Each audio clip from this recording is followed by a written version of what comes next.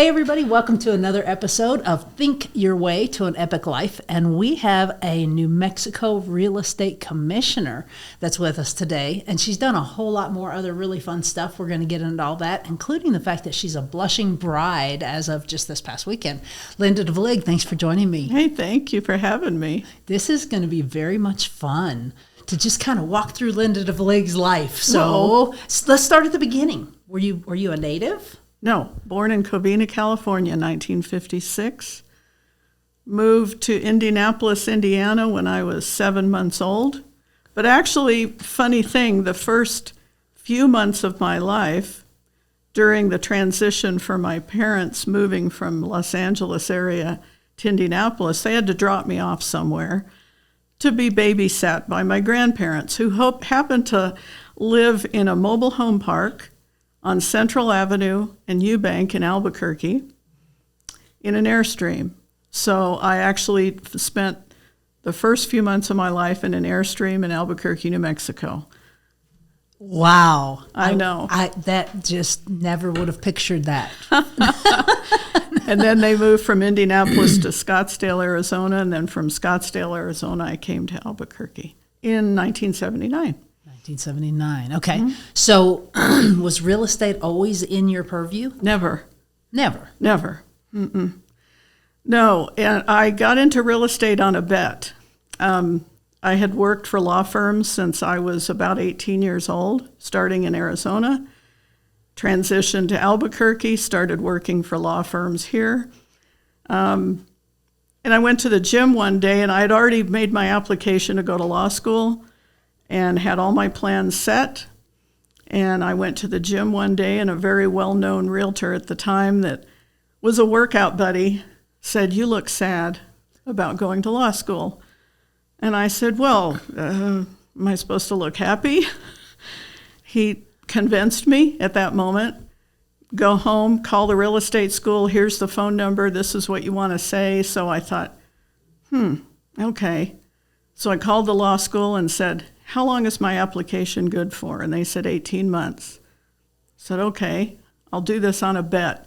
If I don't make the same amount of money or better as I did as a legal secretary / whatever I was doing at the law firm, then I'll go to law school. Otherwise, I'm in." So from my 6-month period to the end of that first year, I made about $500 more. So that's how I got into real estate. I had no clue how I got paid to be in real estate. I didn't analyze it. I didn't think about it. I just did it. And that's usually been the story of my life. If I think about something too much, I don't get it done. So just get up and do it. Just get up and do it. Yep. Wow. Don't think too much. Okay, so in 6 months you made more than you made in a year. Uh-huh. And then you're hooked. Uh-huh. And then where do we go from there? Who did you start with? With the Vaughn Company. Okay, I kind of figured that might be in that same building that we're in over here. Oh. So I've actually only been in 2 buildings in 28 years of real estate. But I started at the Vaughn Company. I left there and went to Rika Better Homes and Gardens, who then became Coldwell Banker Legacy. I was there for 21 years and then moved over to Keller Williams. 2016. 2016 is with you, okay. So you've been here a minute. A minute. So yeah. what made you decide Keller Williams was the place to be? I don't know. I had this idea where I thought, no, I need to move. And I called Alice because nobody recruited me.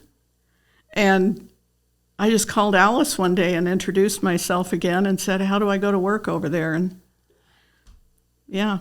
Wow. So you didn't know anyone that was here? Not really. You just a leap of faith. Mm-hmm. And how's that worked out for you? I love it. What do you love most about it? It's just such a fun environment. Very independent, so that I fit right into that. I was able to make my own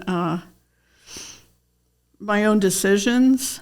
And I think the hardest thing it was for me to get used to was in the first week, Tigo Venturi came over to me and he said, "Hey, we need you to come to this tech committee meeting." And I'm like, "Really? like, you want me to be in, is, you know, the fact that it wasn't a secret meeting and that anybody could drop in was pretty exciting. Yeah. So that's how it happened. Okay. And so you have served on how many committees since you've been with KW? Oh gosh, I was on ALC almost right away.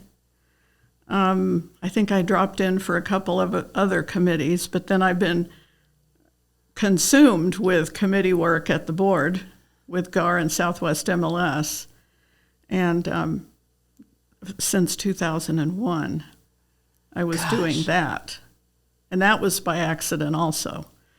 I never ran for anything there. People just kept pointing at me and said, "Here, you do this." Okay.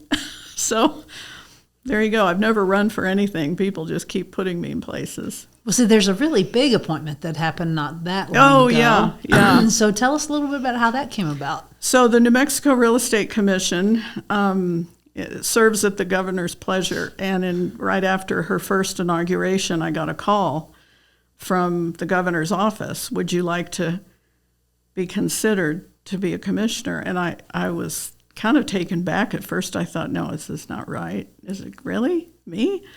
But I mean, I've known the governor a long time on a personal level, but not that frequently, not that close. But, you know, like both of our previous lives, we knew each other pretty well. So, but because of COVID, because of what she had to do soon after she got into office, the appointment was kind of on hold. So I didn't really know for about 2.5 years whether it was really going to happen. Wow. So I sat on it, wondering, And so then I would get periodic phone calls from their office running background checks, you know, things like that. And then one day I was actually on the treadmill and the call came in and I nearly fell off the treadmill. And they said, "You've been appointed." So that was about a year ago, a little over a year ago. So I've been actually serving, doing it for a year. So now another 4 years, I get to do it more. So it's a 5-year term. It's probably the best thing I've ever experienced. Period? The best thing you've ever experienced? In real estate, yeah. Okay. I needed a qualifier there because you just got married and I was going to kick you under the table. Yeah, that too. Okay. So 5 years and being on the commission, I see a visual of you in that big leather chair with all those other big shots with their big leather chairs. And so what is it that you do? So the Mexico Real Estate Commission is charged with protecting the public and the public's interest in real estate transactions, and also managing education and licensing requirements. So why do you love it so much? I mean, your passion is just boiling over for this. Like, I think because of my background in the legal field, I love analyzing a case. And I love seeing both sides. And I love trying to find out where something went wrong and what should happen because of it. I don't know. I'm kind of, my side hustle passion is watching crime shows because I'm a criminal justice major.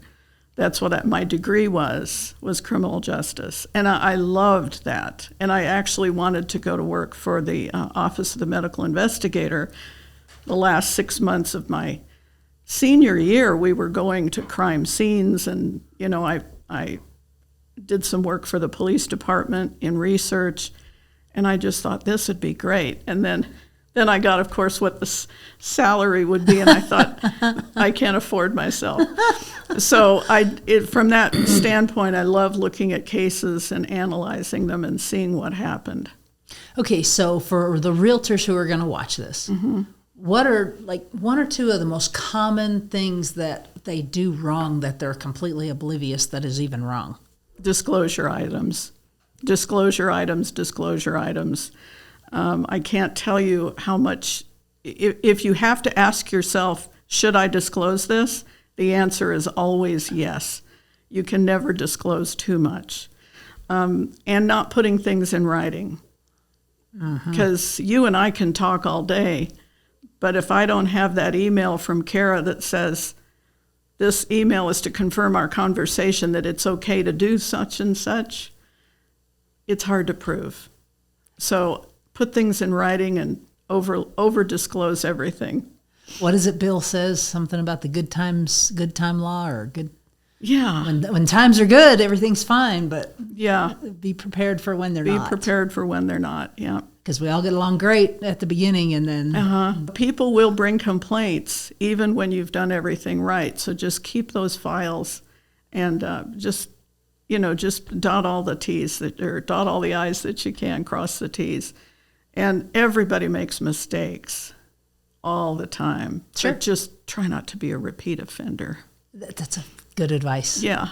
Okay, so you worked your way up in real estate in order to get to, I would say, at least a pinnacle, if not the pinnacle of real estate, when the governor comes and appoints you. That's a big deal. That's a big deal. So what did you have to do in order to get to this point? Like, what was your career like that made you stand out amongst? I don't know, really. I mean, my passion, everybody probably knows, is technology. And when I first started kind of digging into the whole technology phase of real estate, my qualifying broker at the time said, don't spend too much time on that computer. You're never going to sell a house. I said, thanks for the advice, and I just kept on. It's a trait of mine is somebody can tell me not to do something, and if I feel like I'm supposed to do it, I just do it anyway, right? Because there's not too many bad consequences of following your heart. So I got into the technology part of it. My website existed before Zillow, so you can imagine what that was like. So I don't know, I just kind of kept following that path. I don't do open houses, I do everything different, and it works. And that's what's so beautiful about this industry. Here's the top of the mountain, and you literally can get there from any different direction. Everything works and nothing works. Right. As long as you do what you feel passionate about, it's going to work.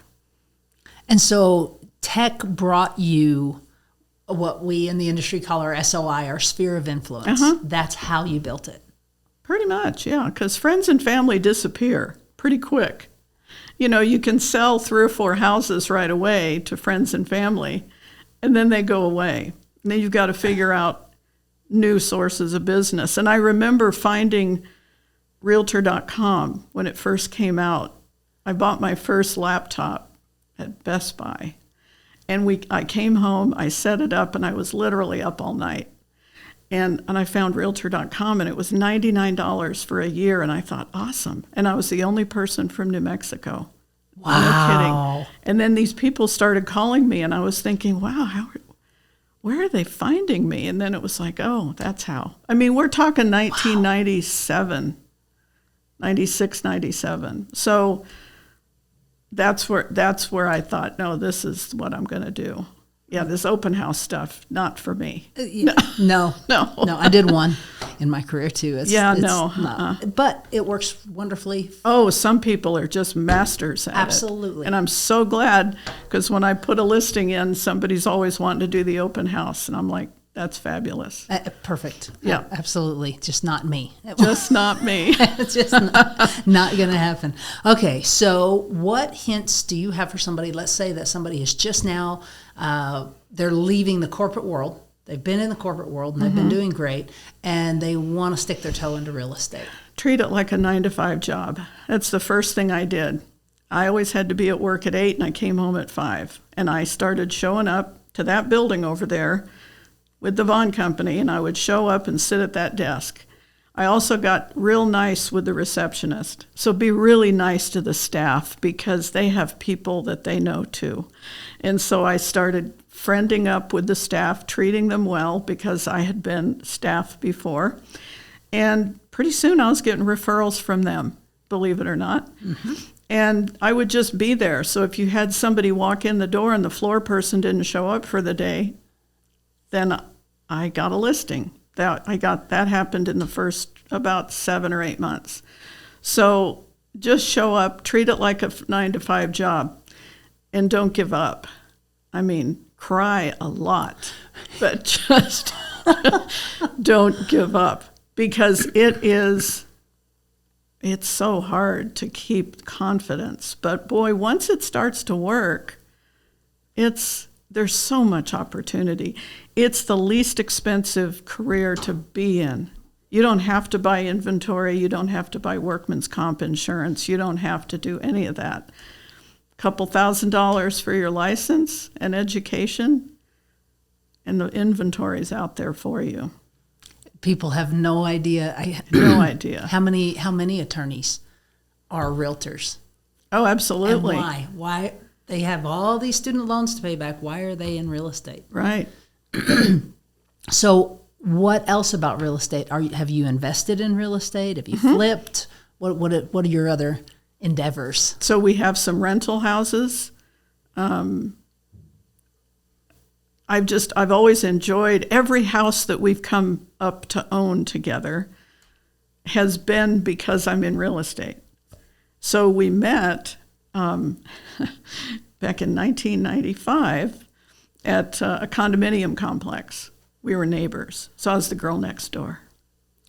And so I was showing a house one day to some kind of troublesome clients. He was just Mr. Grouch every time we went out, this client.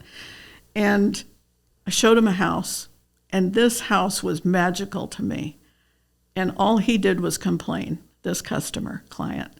He complained about everything about the house, and I was enchanted with the house. So it was memorable. So I came home. We were having drinks, and I said, gosh, I saw this beautiful house today. He says, well, where is it? And I told him. He goes, oh, yeah, I used to live in that neighborhood. So he says, let's go buy that house. No, I don't mean that. He goes, no, I can see it in your eye. Let's go look. So we ended up buying that house because the customer didn't like it. We bought it. And so then the same thing. Another house comes along, the house we're living in now, and I had sold 18 of those properties in this new neighborhood.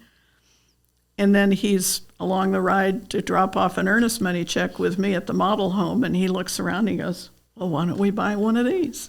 So every time, just because of me, we ended up with houses. But it's fun because you get to fall in love with them. I'm a house person. I mean, if I could have been Martha Stewart, it would have been my dream.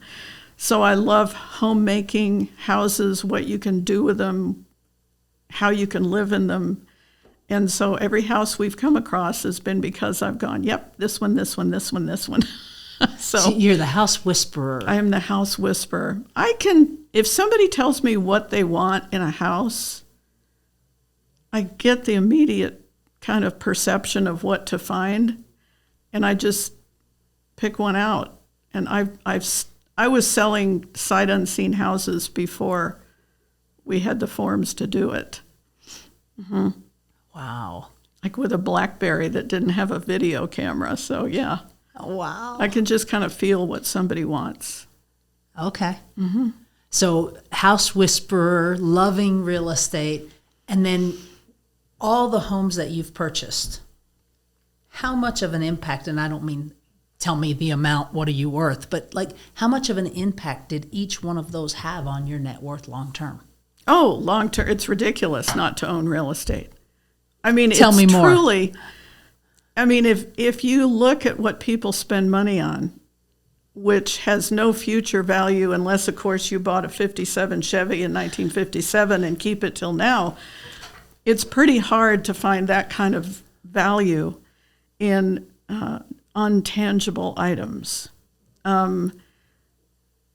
Just in this last couple years, we've seen a tornadic kind of growth in value. I don't expect that to keep on. But Albuquerque has had this unique, constant, tiny, all the time going up little by little. It's kind of predictably bland, but it keeps going up.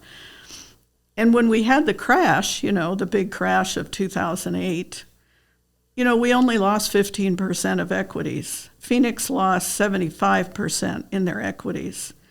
And so it took maybe 6 years to kind of recover from that. So even with the flipping market, I think we're experiencing something new for flipping. But just to own a house, my first condo I owned on my own,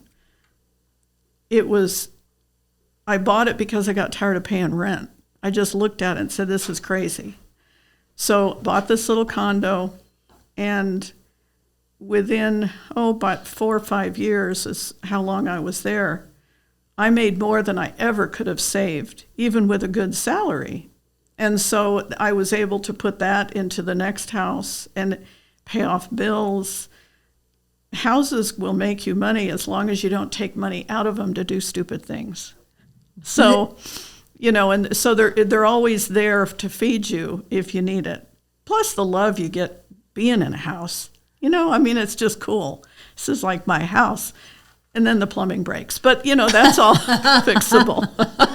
Absolutely. Yeah. So have you ever felt like you made a poor real estate investment? No. Mm-mm. So Gary Keller says that there's never a bad time to buy a good piece of real estate. Correct. You agree with that? Absolutely. Why? It's just, I can't imagine a bad time to buy it. There could be bad intentions buying it. Like you want to buy it and flip it too quick and you're not going to make enough money. Albuquerque is not a terribly flush town. So some of the flips don't happen to be quite as lucrative. But I can't imagine a bad time to buy a house. Right. Even with the rates. My first house, my second house, in 1981, I think it was 18.5% interest. And we were just tickled to have a house. Right. And so, it's perspective. Perspective. Interest rate is interest rate. Can always be changed. Absolutely. The house cannot be changed. Right. Yeah. Buy the house and date the rate. Yeah, that's it. It's not, yeah. Not that hard. And don't listen to too much bad news. Right. So that is something that I have really appreciated being friends with you on Facebook is your positivity, but reality. It's not like Pollyanna, everything is perfect. No. It's here are the real numbers. This is the reality. Yet the news is telling you this. What makes you fight the system and get out there and say no? I don't know. I think that's in my DNA. Gets me into trouble. You have to face reality. There's news, and then there's what's really going on. I'm sure we did some crazy things at times when people would say, no, it's not the right thing to do. I've always been that kind of person. If you tell me it's the wrong thing to do right now, I just do it anyway. So, and I'm still here. And so I just don't think you can make too many mistakes in life, period. Right. Yeah. Just try it. If it doesn't work, I went ziplining in Costa Rica once, and I was crying the night before because I'm terrified of heights. Wow. And then I just looked at everybody else doing it, and I thought, well, heck, I'm better than them. So there I was, ziplining with monkeys within 2 hours. So I'll just, you just can't screw up. No regrets from the ziplining? None. Oh, my gosh, I just wish they had one here. I love Costa Rica. Oh, my, yeah. Pura Vida, it's the best place. So, advice. What is some of the best advice you've ever received? Ask for what you want. I had somebody tell me that once, and they said it'll fit every situation you're in. Just ask for what you want. People don't ask. They'll tell somebody, this is why you should pick me. They'll tell somebody, this is why you need to do this, but you just got to ask them. Straight up ask them, I need you to do this for me. It's pretty hard for people to say no to that. And I think it's harder for women to say what they want. Oh, absolutely. It's just like, you should know. You should read my mind and you should know. You just got to ask for what you want. If you want something, you got to ask for it. Otherwise, people either going to find a way not to do it, or they'll not realize that you just want it. So I mentioned at the beginning that you are a blushing bride, brand new blushing bride. Brand new. So tell me about your relationship with Max. Okay, so we were neighbors in a condominium complex. I had been single for a number of years. He'd been single for less than those number of years, but it was a place where we were starting over. And it took him, this is a funny story, and people have heard this, it took him a year for me to say yes to go out with him. He just kept knocking up my door, and he'd say, want to go downtown and have a beer? And I'd be like, no, I'm busy. And it wasn't that I didn't find him wonderful, but I was busy. I was focused. I needed to make a living, and I thought, now's not the time.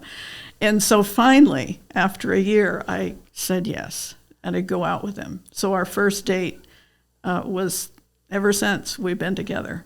Wow. Yeah. And so that was 27 years ago. And it's not that we didn't want to get married, we just didn't get around to it because it takes planning. And I was just bored with that because, as you know, I have to do things like instant. So we decided about 3 days before Christmas, we're going to do this. And it was a surprise at Christmas Day for everybody. So we told everybody to come back the next day if you want to see us get married, and that's how it happened. How fun. I didn't pick out the dress until that morning at about 10 o'clock.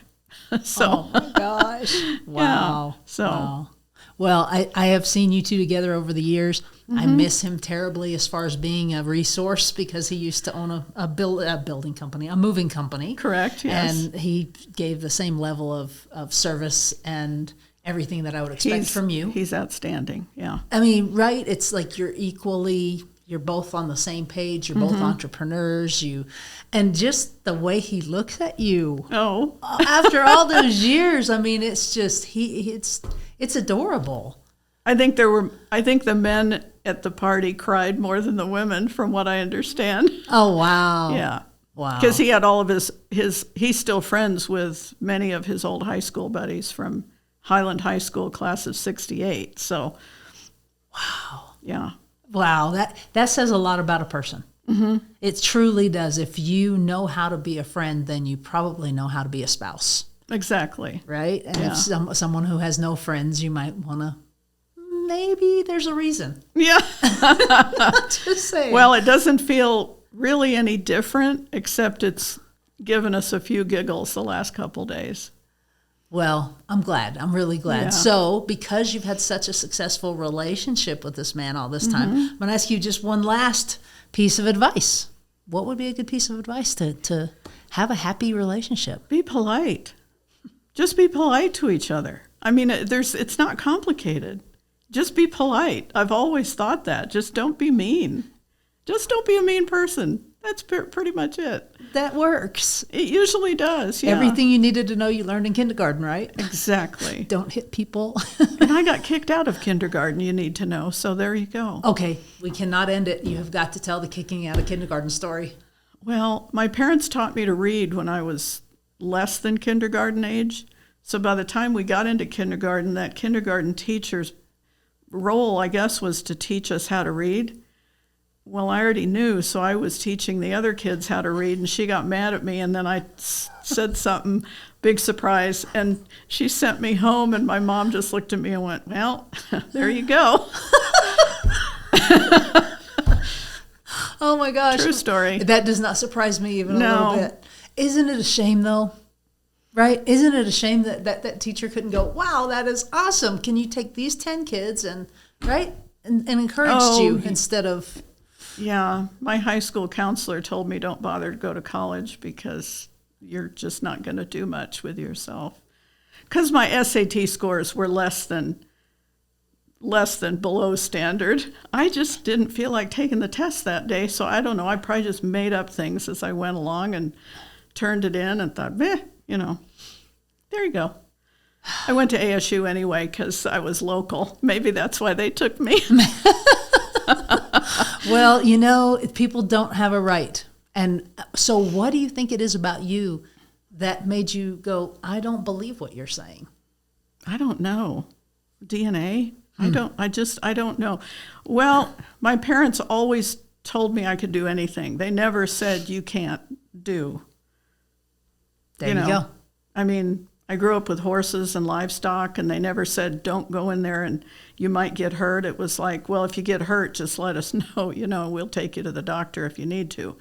And so I was never instilled with fear or doubt that I could do anything. What a gift. Yeah, terribly. You see that now. I see that now. Did you take it for granted, probably? Absolutely. Gosh, what a gift.